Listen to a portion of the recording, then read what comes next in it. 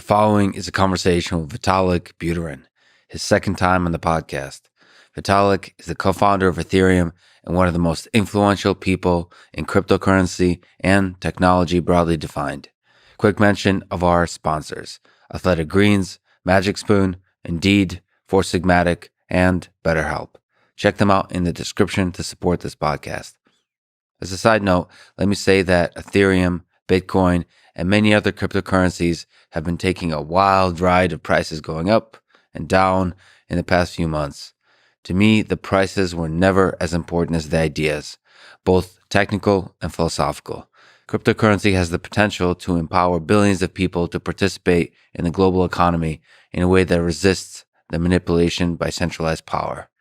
Also, with smart contracts, layer 2 technologies, data pools, NFTs, and of course, integration of artificial intelligence into the whole thing, we have the opportunity to build tools and worlds that transform physical and digital life as we know it, hopefully minimizing the suffering in the world and maximizing the fun. This is the Lex Fridman podcast, and here is my conversation with Vitalik Buterin. Let's first talk about Shiba Inu, if we can. Also known as Shiba token, code SHIB. For context, Shiba Inu was created in August 2020, modeled off of Dogecoin by the anonymous founder known as Ryoshi. On May 10th this year, it had a market capitalization of over 13 billion. And maybe you can explain this, but in a crazy move, you were given half of SHIB's total supply. You burned, aka destroyed, 90% of it. That's worth $6.7 billion. And you donated 10%. That's worth $1.2 billion at the time to an India COVID-19 relief fund, saying you don't want to be the locus of this much power. This is fascinating. Why and how were you able to walk away from this much money and this much power? So I should probably start by giving some of the backstory around these coins and this concept of giving me coins. So first of all, Shiba Inu, as you said, is this kind of knockoff of Dogecoin, right? And Dogecoin was this initial kind of fun coin that was created back, I think, around 2014 or so. And it was just created by Jackson Palmer, put it out as a joke for a couple of hours, and a community formed around it.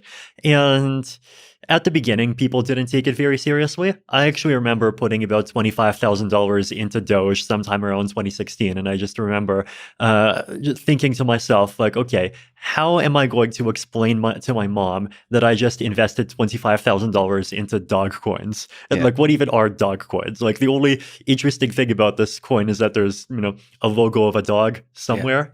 But, of course, that ended up being one of the best investments I've ever made. And it did really well. And then at the end of 2020, Elon Musk, of course, started talking about Dogecoin, and the market cap just shot up to about $50 billion. Actually, and it shot up multiple times, right? The first time it went up from about 0.8 cents to about 7 cents. And this just happened all in one day. And I remember this was when I was still in Singapore in the middle of COVID, and I saw that the price just went up by 1,000%, and I was like, oh my God, my Doge is worth a lot. And so I immediately called up some of my friends and told them to drop everything and scramble. And I sold half the Doge, and I got $4.3 million, donated the proceeds to give directly. And a few hours after I did this, the price dropped back down from about 7 cents to 4 cents, right? So I managed to sell the Doge at the top, and I remember just feeling like I was such an amazing trader. But then, of course, the price went up from 4 cents, then to 7, and then 50, and just Doge becoming this big phenomenon where there's even a lot of people that have heard of Doge that have not heard of Ethereum. It's just something even I wasn't predicting, right? And so after that, of course, we have Doge, and then people are thinking, well, if the leading dog token is worth $50 billion, then surely the second largest dog token deserves, at least 7 or 8 billion, right? Like, I feel like that's kind of what the mindset of these Shiba people is. So then, of course, they did this other gimmick, right, where they gave me half the Shiba token supply. They were actually not the first project to do this. So around the end of 2020, there was this weird project called Teller. It's like Tellor. I think they're a Chainlink competitor or something like this. But I remember they just dumped $50,000 worth of their token into my wallet. And then they had their Twitter army just basically run around saying, look at Vitalik's wallet. Vitalik holds Tellers. He's one of us. He's a supporter. And as soon as I discovered this, I just publicly sold the Teller tokens on Uniswap, and this created a bit of a Twitter splat. Now, the Shiba people were more clever. The Shiba people, instead of dumping to that wallet, they dumped to my cold wallet, right? So in cryptocurrency, right, there's this concept of cold wallets and hot wallets. Basically, the thing that actually owns your money is this 80-digit number called a private key, right? And a hot wallet is when that private key is just stored in memory on your computer, on your phone, really easy to access. Cold wallet means it's either written down on a piece of paper, or it's on a computer that's just never accessed the internet, right? So cold is very inconvenient, but cold is also much more secure, right? Because even if that computer has some viruses on it, it's air gapped, it's not actually going to be able to upload it. So this cold wallet, and all the money is out of the cold wallet, so it's safe for me to talk about my setup now, right? But it was a laptop that was sitting in Canada, and I also had 2 pieces of paper where I wrote down 2 numbers on those 2 pieces of paper. Mm-hmm. One was with me, one was in Canada, and if you add those 2 numbers together, you get the private key.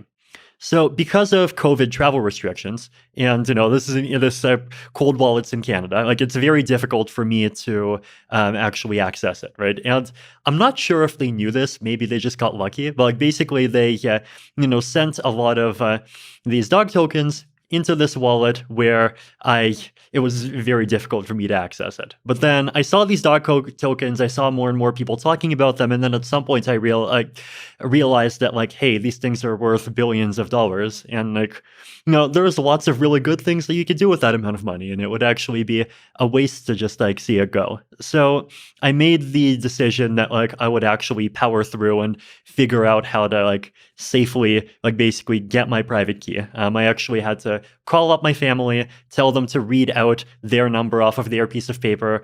I entered that into a fresh laptop that I bought from Target. Then I put in my other number on my piece of paper, added the 2 numbers together on the computer. There's the key.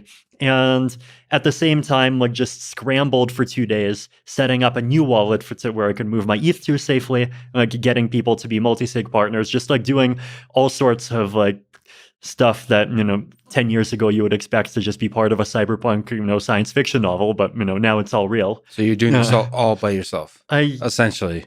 Most of it by myself. So you have to keep it secret, right? And I needed my family to actually go and read the number on their piece of paper, and then I in my new multi-sig wallet, there's other people that are signatories, but I'm obviously not going to reveal any details beyond that.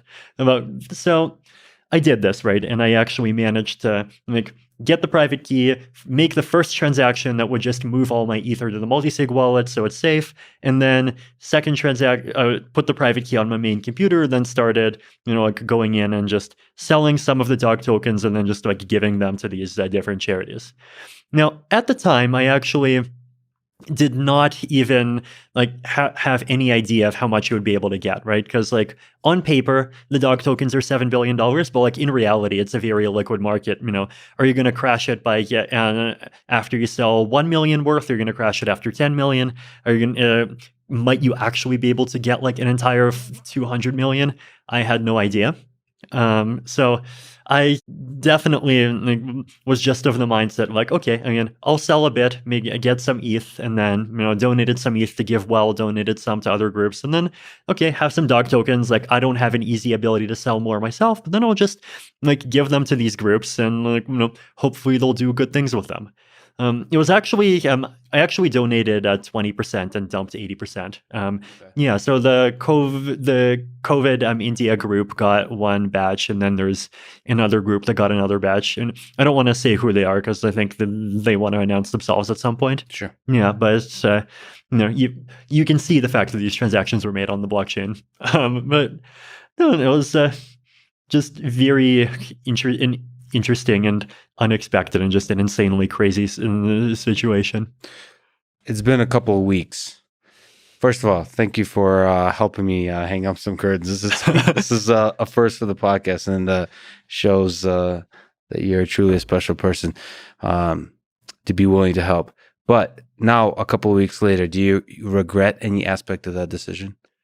I'm sure there's some things that I probably could have done better. Like I was actually talking to some of these charities, and I was impressed by just how much money they managed to get out of selling some of these coins. So I probably could have done better by just like talking more with traders and actually ensuring that that they can do a better job of maximizing the value of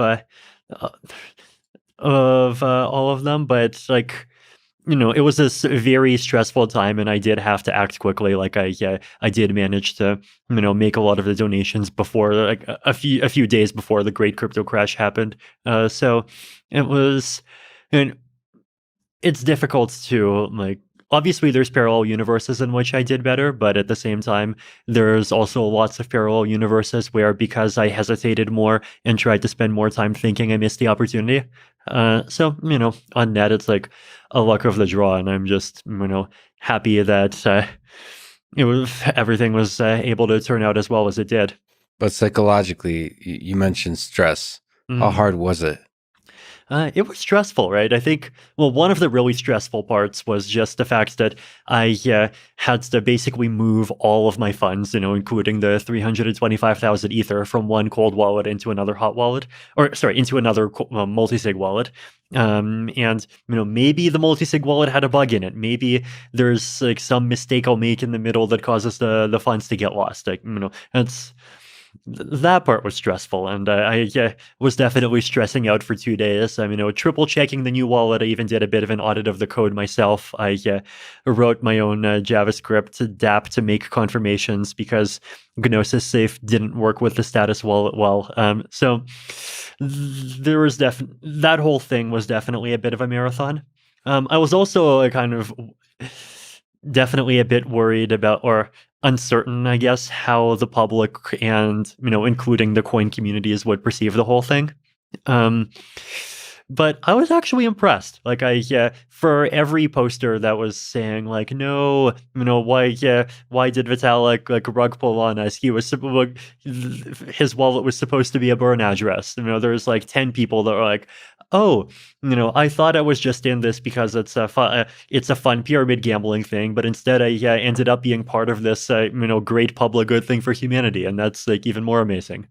So the amount of that I got was very impressive. So all in all, I think the dog people did great. The dog people. Is there something you can extend to the bigger picture of it? In the principles you applied in making this decision, is there some principles, philosophies that you apply also to the decisions you make around Ethereum? I think a big one for me is just this idea that crypto, isn't just an opportunity to give people like slightly better ways to save value and all of these things. Like, it's also an opportunity to like basically create these like new digital institutions that could like serve the public good in new ways. And that's something that I've been interested in for a long time. I actually even have this article in Bitcoin Magazine back in 2014 where I basically suggested this idea that you would have coins that represent causes, and like people would just like buy and accept those coins because they support those causes. So I think it's called Markets, Institutions, and Currencies: A New Form of Social Incentivization, or something like that. And I'm sure you can find it and throw it in the links. So that was interesting to kind of see becoming real. And like in general, right, I think, public goods are very important. And on the internet, public goods are even more important, right? Like every single Lex Fridman podcast is just on YouTube, and anyone can go and see it. Like there's no way for you to like sell it and so that some people can see it, but then other people can't see it. Like you could do that, but then you'd obviously be reducing your impact. So thank you for making the amazing Lex Fridman podcast so freely available. Well, that's actually a tense thing. Is how do you do it in a way that's not controlled in a centralized fashion? Because actually, Exactly. YouTube feels free and open, but it nevertheless is one company making centralized decisions. And the first time I realized YouTube is not forever is when a lot of the Joe Rogan Experience library was pulled from YouTube as part of the Spotify deal. And it made me realize we need to, it's like the realization that fiat money is centralized, is realizing that, this is not forever, and you might want to come up with schemes to distribute it, to decentralize the control of it in the way that audio for podcast is with just an RSS feed. Exactly. No, and I think one of the kind of philosophical things that I hope to achieve is kind of decouple the concept of public goods, which are incredibly important and are the lifeblood of modern civilization, from the idea that there like is or can be one central organization that represents the public and like perfectly understands and can impose their idea of what is the good. Right, like it's when people talk about public goods, like it just often comes with this baggage of either centralization or conformism, and I think like it doesn't have to, right? Like often the most important public goods are the ones that are created by the crazy individualists that disagree with everyone else. So trying to make this kind of synthesis where you combine the values of decentralization and the values of open source, but you're not naive about it, and like you realize that for these things to be produced, there needs to be a way for it to be sustainable. There needs to be some way of supporting people who are working these projects, but at the same time, you want to avoid that turning into a vector of centralization, like trying to sort of get all of the good things without the bad things. To me, that's a big part of sort of what my grand experiment in crypto is about. Right? And like we are doing things in different kinds of things for this, right? Like there's the Gitcoin grants quadratic funding in the Ethereum ecosystem. There's obviously these dog coins that just happens, like I guess accidentally. There's other projects that, like for example, Uniswap has their Uniswap DAO that just has a huge amount of funding, and like we haven't seen yet how that's going to be deployed, but it could be potentially deployed to do lots of really good and amazing things. Do you see Ethereum as essentially a mechanism to fight for social causes? I definitely see Ethereum as being a mechanism to fight for definitely some specific things that are social causes, like just the fact of creating an open financial system that anyone can participate in no matter where they are in the world. That's a social cause. Just giving people the ability to organize and create projects, even if it's 5 people in 5 different countries. And like that kind of inclusiveness, I think that's a social cause, and it's a core crypto value. But then at the same time, like the other important kind of part of the magic of Ethereum that you have to balance that against is that it is also this open platform where ultimately, the things that are on Ethereum is just the things that the community makes of it. Well, you kind of briefly opened the door, so let's go there. When it comes to government regulation of crypto, what's the best case scenario? What's the worst case scenario? In terms of, as you've kind of mentioned, Ethereum challenges the power centers of the world. And how do you see the interplay between governments and this new technology that resists centralized power? Best case and worst case. The best case is that blockchains continue to prosper and we figure out scalability so that people can actually start doing things on all of the amazing use cases that people have been talking about, instead of today where a lot of the great stuff gets priced out because transaction fees are at $5 to $10. And then we see a lot of different amazing applications happening on blockchains. It could be like DAOs creating new ways for people to interact and organize with each other, new ways for artists to get funded, and just all sorts of these amazing things. And there's just enough public support and just enough people that see that look, crypto is clearly doing a lot of good things, and there are definitely areas where there's tensions, but there's areas where there's tensions, like there could be some kind of creative and interesting approaches that get figured out, right? Like the concept of corporate taxes, for example, right? Like it doesn't that would disappear as a revenue stream if theoretically corporations just all get replaced by DAOs. But like maybe there's some other creative way by which DAOs themselves can kind of be have some kind of encoded governance that ensures that they have at least some kind of bias towards serving the global public good. And maybe it does enough of DAOs can do enough of that people are happy with it. And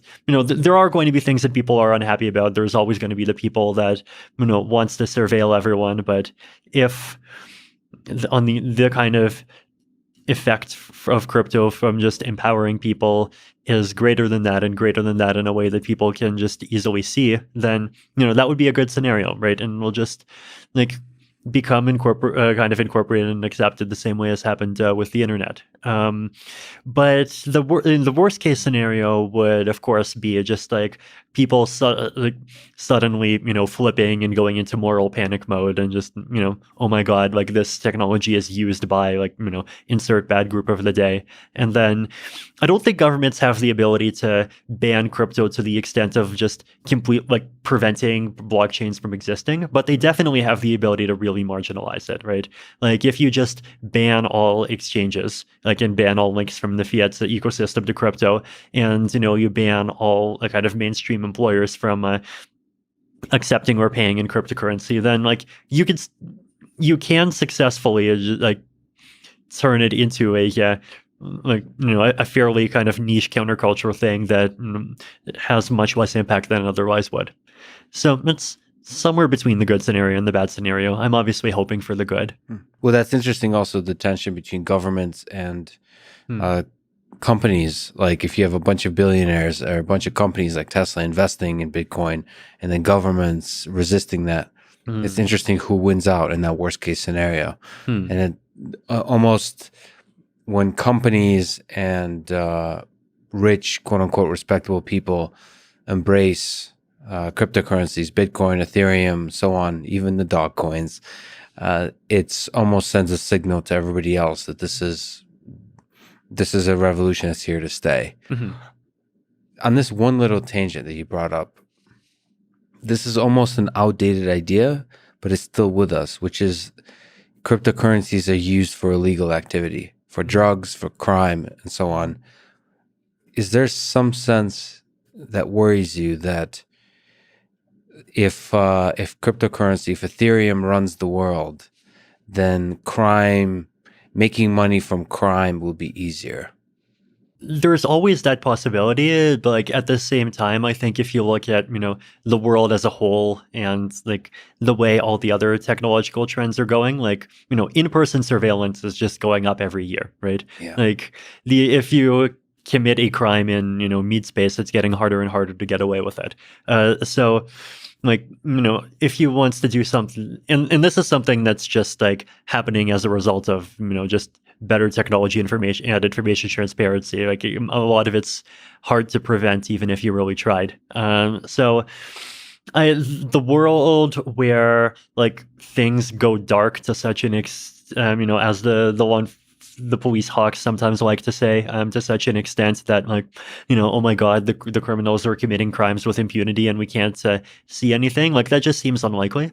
But on the other hand, the world where there just, you know, is no privacy, for example, or the world where there just like is no ability to kind of act outside of the confines of mainstream institutions. Like some that's something that's more realistic, and that seems like something that could lead to a lot of a lot of scary things, right? And like even from a government's point of view, right? Like I think governments over the last few years, a lot of them, they're very worried about sovereignty. They're worried about like if their countries, economies, and social environments are just completely dependent on basically foreign tech companies controlled by foreign governments. Like governments are not on team government, right? It's like the Indian government is on team India, the Russian government is on team Russia, and so forth, right? So like they don't want the U.S. to be able to like have this big backdoor into everything. So I do think that a balance is needed, but and at the same time, I do think I guess I definitely like worry more about the possibility that just like without things like crypto kind of acting outside of institutions becomes too impossible. And I don't even necessarily mean outside of governments, even just outside of corporations, like becomes too impossible, and there's just like terrible things that come as a result. And if things going in the other direction, like it obviously is a risk, but at the same time, I think in the long term, like a crypto can potentially even like offer defenses as much as attacks against that sort of thing. Yeah, throughout history, many of the most destructive things came from centralized institutions versus sort of from the people operating in the shadows. And I've been talking to a bunch of psychedelics folks, the people doing researchers like Greg Doblin in Johns Hopkins. There's a lot of exciting research on psychedelics. And one thing you could say about operating at the edge of legality, it could actually accelerate the adoption of particular things, like whether it's marijuana or psychedelics. They can help people out. It almost accelerates the policy. It forces the policy to catch up to where the people stand. Right. So there's a positive way of doing things that are in the gray area of legality and creating a market that allows people to in a safe way, be able to participate in this gray area of legality. Yeah, I mean, the other thing to keep in mind, of course, is that the set of like the kinds of things that just like payment processors as companies try to restrict you from is much larger than the set of things that's illegal, right? Right. Like part of that is because they want to be super conservative, and like the more layers you have, the more they're like conservative because they're scared of what the layer below them will do to them. Sometimes they have their own, moral opinions of various kinds. Like, they go after lots of people, right? Like they make life really hard for, like sex workers, for example. Psychedelics, as you mentioned. There's a lot of activity, even including stuff that is totally legal. That just, there's this like, shadow like PayPal credit card government or whatever you want to call it, and that makes it just hard to participate in this stuff. So I think like reducing the number of intermediaries is definitely normally a good thing.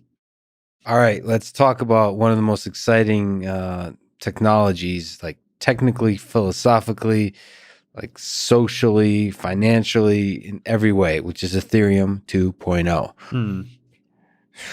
There's a million things to talk about, but at the step one is probably a good thing to do, which is, can you briefly summarize your vision, how Ethereum 2.0 will make Ethereum more scalable, secure, and sustainable?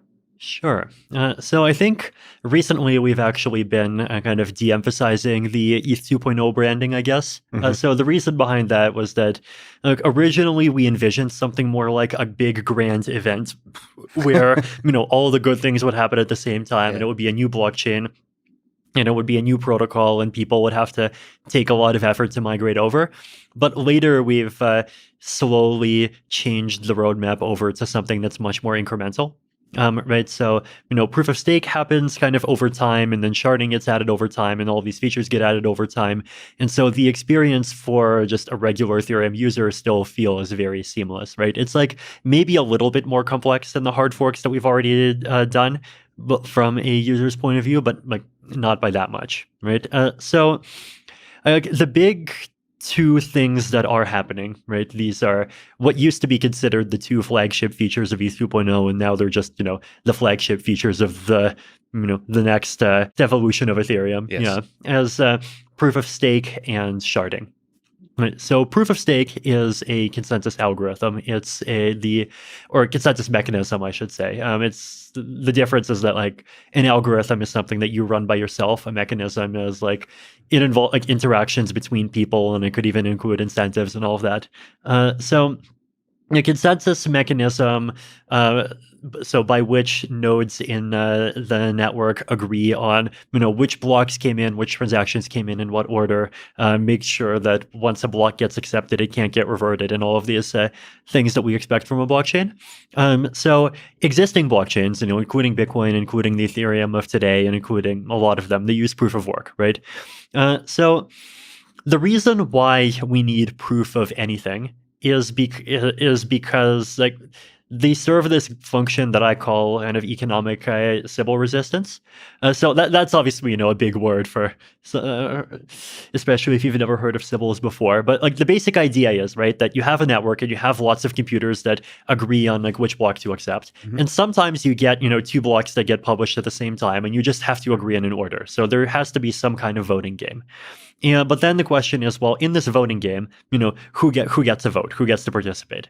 Now, you can't say one person, one vote, right? The reason why you cannot say one person, one vote is because you need some kind of like authority or some kind of mechanism to say, who the humans are, like, and if you don't have that, then a bad guy could just come in with a virtual machine or with a computer that has on it 10 billion virtual machines that have 10 billion, virtual nodes, and then just like say, look, I'm 99% of the network. I should control everything. So to prevent this, what proof of work and proof of stake both do is they basically say, well, the weight of your vote, like how much influence your votes have in the consensus, is proportional to like what quantity of economic resources you bring in. So in the case of proof of work, you prove what economic resources you have because your economic resources are computers, and you prove that you have them by just running them 24/7 using these hash algorithms, right? So this does solve the problem, right? Because in order to attack the network, you have to come in with more computers and like more money invested into computers and electricity than the rest of the network put together. And that's extremely expensive. In proof of stake, instead of relying on people with computers that are just constantly cranking out hashes 24/7, as your like unit of economic resources, you just use like holdings of coins inside the system, right? So all of these blockchains, they have some kind of coin in them. Bitcoin has Bitcoin, Ethereum has Ether. They all have a coin. So why not just use that as the economic resource that you're using to like measure participation? So that's like the core distinction between proof of work and proof of stake. I like proof of stake, and I've liked proof of stake for many years, basically because like it just requires much less ongoing resource consumption. Right, like with proof of work, you have to like actually go and buy these physical computers, and these days, they have specialized hardware, ASICs, application-specific integrated circuits. You have to go produce them, and you have to go buy them, and unless you have millions of dollars, you have to buy them from one of these other people who creates them, and those other people often end up taking a huge cut of the profits themselves, and then you have to plug them in. You have to just burn all of this electricity that's just running 24/7. So it consumes a huge amount of energy, right? And and not just energy, it also, just to create the hardware, right? Like people focus a lot on energy, but like actually about half the cost of proof of work mining is the cost of the hardware. So hardware is a very big deal too. And you need this this really big and powerful, like very specialized hardware, the kind that fills up these big warehouses. So proof of stake, you don't really need that much electricity. You just need just a little bit to run a regular computer. You can run proof of stake validators on computers that you already have. So it's just much less resource intensive.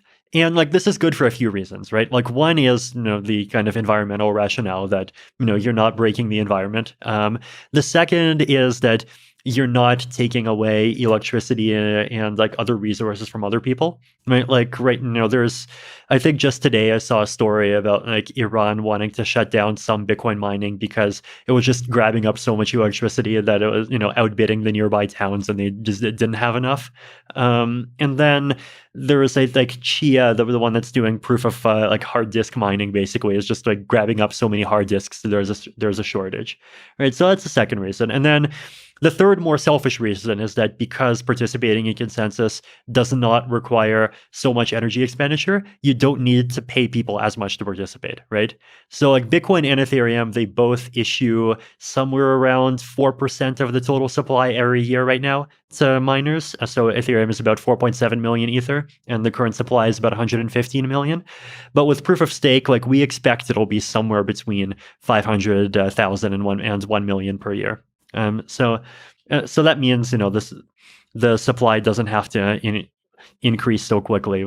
So one of the pros that Mhm. that people sort of argue for the proof of work is Mhm. that it is secure because it's much more difficult to sort of, as you've highlighted, it's difficult to participate. Is there what are your thoughts about the security Mhm. of the proof of stake Mhm. mechanism? Yeah. Is there ways to make it secure? So I think proof of stake is very secure because in order to be able to attack the system, you need to have like basically as much stake as the rest of the network, right? So that means like right now, for example, we have 5 million ETH staking. So you have to come up with 5 million ETH and then join the network. And then the other, so 5 million ETH is a lot, right? It's like, how much is it now? Like $15 billion. So that's actually more than I believe the cost of attacking the Bitcoin network. And then the second thing is that recovering from attacks is much easier in proof of stake than in proof of work, right? Because in proof of stake, you have, like, first of all, we have, for many kinds of attacks that you do against this network, we have this concept of like automatic slashing, right? Which basically means that in order to like revert a finalized block. So if there's one block that's like accepted by the network and you try to convince the network to kind of revert that block and accept a different block, in order to make that kind of attack, you basically have to have your validator, like a big portion of your validators, sign two conflicting messages. And this is something that, like, once these messages are on the network, like, you can go and prove, like, look, these people did it. And so we have this feature in the protocol called slashing, where you basically take all these people who provably misbehaved and you burn their coins, right? And you don't burn anyone else's coins. Now, there are other cases, like, for example, if instead of reverting blocks, the attack just tries to censor everyone, right? Then what you do, everyone who got censored would just like basically create the minority chain, and then the community would basically have to do a soft fork, right? They would just have to say like, look, this chain is clearly attacking us. This chain is the one not attacking us, and so we're going to join this chain. And then what happens is that on that new chain, the attackers also lose a lot of coins. Right. Yeah. So the difference between proof of stake and proof of work is that in a proof of stake system, like you can identify specific participants and you can say, these, and like this isn't like, a human going in and saying, I don't like you, I don't like you, I don't like you. This is like automated, right? You can So the slashing process is automated. Yes. Is there ways it can go wrong? So that's a painful process where the coins are burned. It is painful, yes. I think, the one big unknown, of course, is like if an attack actually happens, and like if an attack happens that requires the community to actually choose one of these minority forks, then like what would the community actually successfully coordinating on this look like, right? Like it's like we can talk about it and we can write like science fiction novels about it, but like until it's happened, you don't really know the details of like what it looks like and how difficult it is. What are the channels of communication for the community? If you can enlighten me a little bit, like what, in many ways in the political realm, Twitter is often used as a way to kind of have these emergent phenomena of large groups of people coming to a consensus about a particular idea. And then there's battle for consensus. What's in the Ethereum community, how do people, what are the sources of natural language-based communication that have an emergent belief structure that you would say? Or is it all through money? Is it all through trading that the communication happens? There's definitely talking as well. I mean, like we have to agree on protocol changes somehow, right? Like there's Twitter, there's Reddit, there's GitHub, there's all of the various Ethereum forums, Ethereum magicians, Ethereum research. There's just in-person communication. Then there's just kind of like the hidden web of everyone talking to everyone on Telegram, Yeah. or Signal. So it's like some of everything, right? But I think like the thing to emphasize around like, can you actually come to consensus on, whether or not to fork the chain because the attacker is censoring everyone, just for example, is like, everyone who's running a node is going to see almost the same thing, right? Like they're going to be off by a few seconds, and like maybe they'll be off by a few minutes. They'll disagree by a few minutes, but like if it's a serious attack, people are going to know, right? It's not like one of those things where, we're trying to agree on like, I don't know, did Epstein kill himself, or like some, random Yeah. political facts where like in reality, no one knows a single thing about what's actually going on, and they're all speculating. Like it is much more visible, right? So we do have that, but at the same time, I'm happy to admit that like these are fairly untested mechanisms, but like at the same time, they're also untested mechanisms in proof of work, right? And like in proof of work, it's even harder because in proof of work, you don't have the ability to like identify and say like, I'm going to, these miners attacked, and so we're not going to let these miners in. These miners did not attack, so we're going to keep them in. Like you have to pretty much, either take out none of the miners, or you do a fork that changes the proof of work algorithm, which takes out all of the miners, right? So the economics of like recovering from attacks in proof of work, at least to me, actually do seem like more unfavorable. But I'm sure the proof of work people you talk to will give very different and contradictory opinions, and that's totally fine and amazing.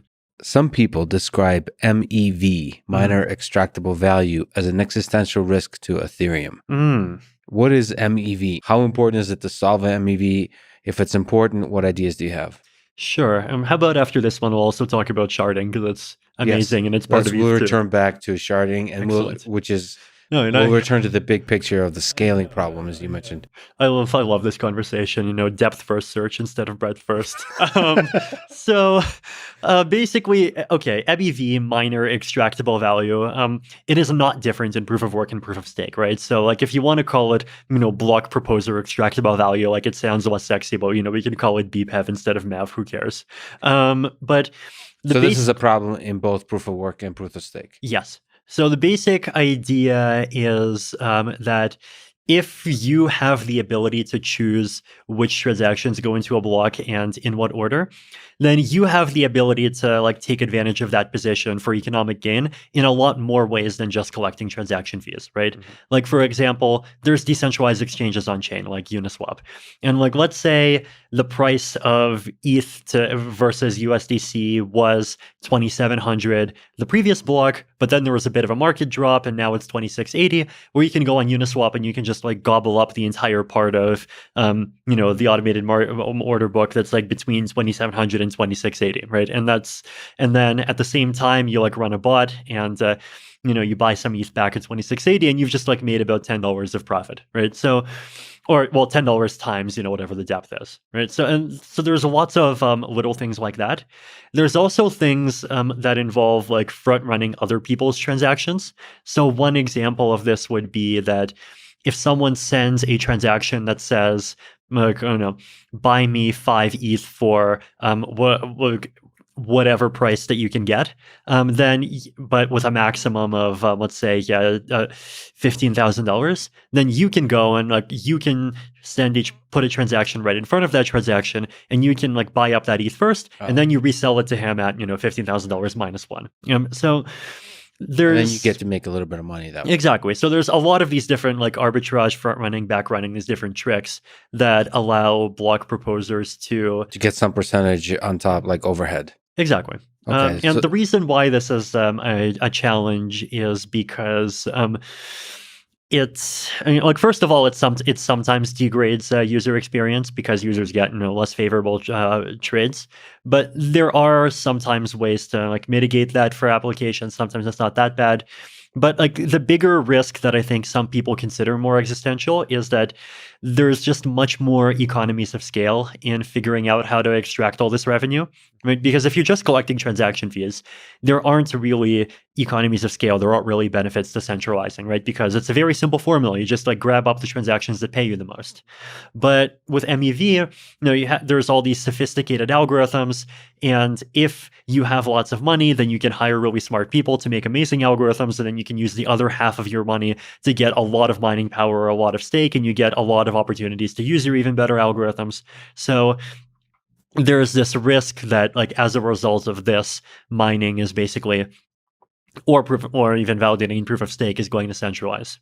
So I think the ecosystem's best reply to this sort of risk, and it's the direction where projects like Flashbots are going already, is if you can't eliminate the centralization, then you try to firewall it, right? And the way that you firewall it is you basically say, we're going to try to deliberately create a marketplace where people can just do the complicated work of creating what are called bundles, like the bundles of transactions that like are very profitable, right? And then at the other side of the market, you just have like block proposers or miners that are just dumb nodes, and they go and ask the what are called searchers, the bundle creators, and they just ask like, hey, like how much can you give me if I put in your bundle? And then they just take the highest offer, right? So you sort of separate out the task, and you have the easy part, and then you have the hard part, and you have like this special class of actor called a searcher that does the hard part, and then the easy part, the people doing the easy part, which is just miners and validators, they kind of just talk to all the different people doing the searching, and they just accept the highest bidder, right? So, and this is also just like an interesting example of like economic design philosophy, right? Like sometimes you can't just like make centralization go away. Sometimes it's inevitable, but